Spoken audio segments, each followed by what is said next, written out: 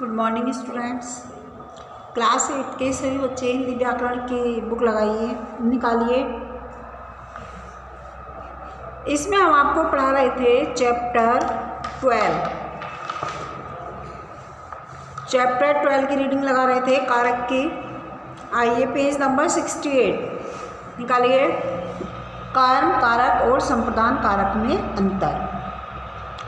Difference between accusative case and dative cause.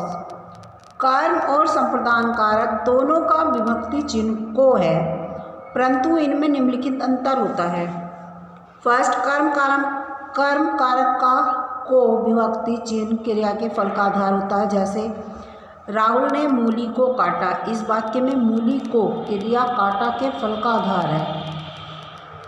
संप्रदान में को से किसी के लिए कुछ करने का भाव व्यक्त होता है। जैसे राजा ने गरीबों को वस्त्र दिए, इस वाक्य में राजा के द्वारा देने का भाव है, गरीबों को संप्रदान कारक है। करण कारक और अपादान कारक में अंतर। करण कारक तथा अपादान कारक दोनों का विभक्ति चिन्ह से है, परंतु दोनों में अंतर है।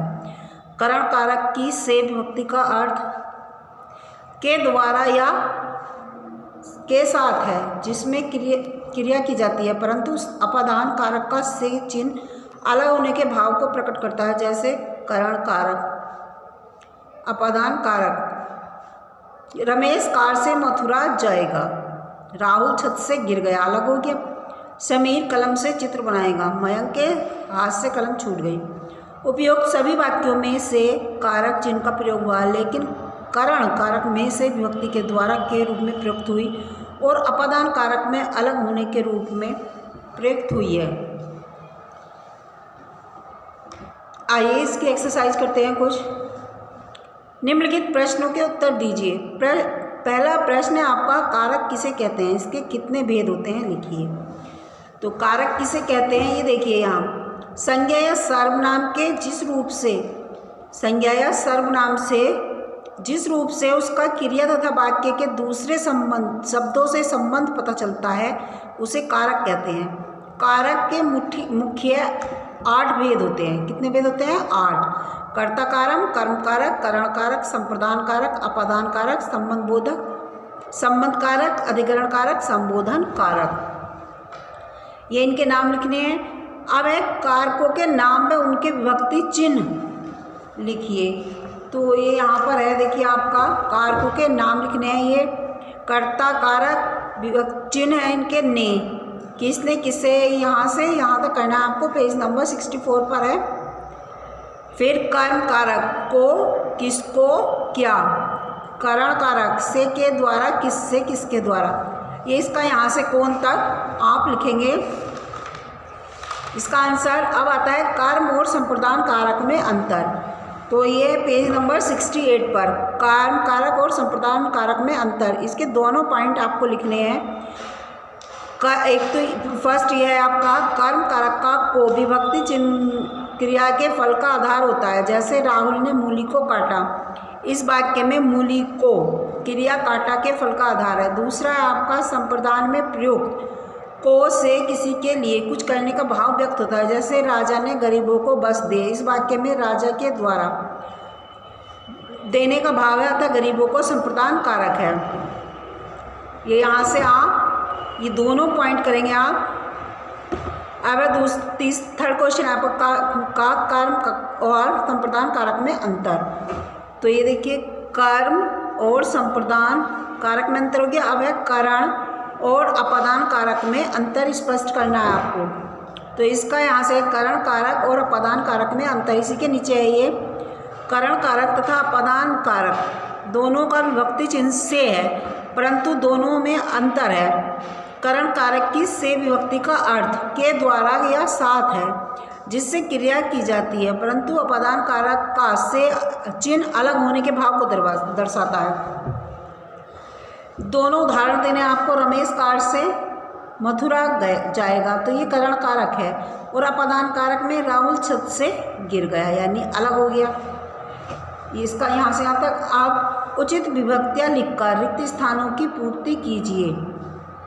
बेटा माँ के लिए, फर्स्ट में आएगा कारक चिन्ह के लिए उपहार लाया। सिपाही ने चोर को डंडे से मारा। पहले में ने को से, फिर है तुम कब आए, तो इसमें होगा दिल्ली से तुम कब आए। दिल्ली से तुम कब आए, पहले में दिल्ली या कुछ भी आप भर लेना, कोई से भी शहर का नाम। अब है डॉक्टर ने मरीज को दवाई दी। फिर पिताजी कार के द्वारा आए हैं या कार से आए हैं। निम्नलिखित वाक्यों में रंगीन पदों के कारक लिखिए। बगीचे में मोर नाच रहा है, इसमें आपको बताना है कौन सा कारक है। कर्ता ने, इसमें बगीचे में मोर नाच रहा है में अधिकरण कारक है। कौन सा कारक है, अधिकरण कारक। शिखा पेन से लिखती है, से यानी के द्वारा, तो इसमें आएगा करण कारक, करण कारक यानी कि तृतीय विभक्ति। अब महिला ने गाय को रोटी खिलाई। महिला ने गाय को रोटी खिलाई, तो इसमें कर्म कारक, कर्म कारक। यह राजीव की साइकिल है, यह राजीव की साइकिल है में है संबंध कारक, संबंध कारक। फिर है बच्चा मेज से गिर पड़ा। मेज से गिर पड़ा अपादान कारक, अपादान कारक। अब है आपका निम्नलिखित कारक चिन्हों का विभक्ति वाक्यों में प्रयोग कीजिए। के द्वारा, मनीष साइकिल के द्वारा दिल्ली गया, या मनीष के द्वारा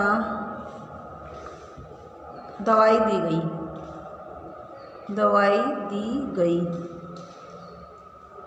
पर, बंदर डाल पर बैठा है, बंदर डाल पर बैठा है। की में है, देखिए